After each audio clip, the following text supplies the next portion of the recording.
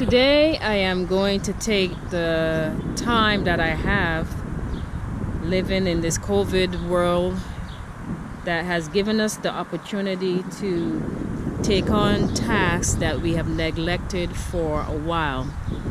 And I'm going to take this time to revive my garden. I haven't had much time to dedicate to it, but now that I do, I'm trying to put some flowers here, but this is really not my area. I have no idea what to plant, and I'm trying to see what the community will recommend. I live in Elmont, New York, so basically this is the space that I'm working with, and I would like to take some suggestions in what I can plant.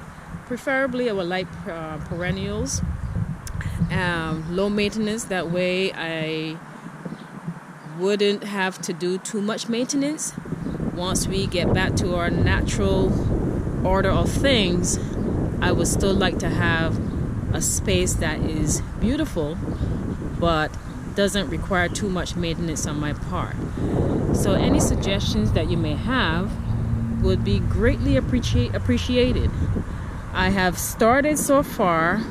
I purchased some gladiola bulbs, and I'm hoping to plant them somewhere in this space.